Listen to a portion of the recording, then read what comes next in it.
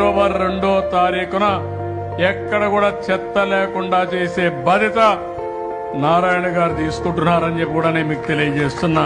గత ప్రభుత్వం 10 లక్షల కోట్లు అప్పు చేసిపోవటమే కాకుండా 85 లక్షల చెత్త ఇచ్చేసిపోయింది.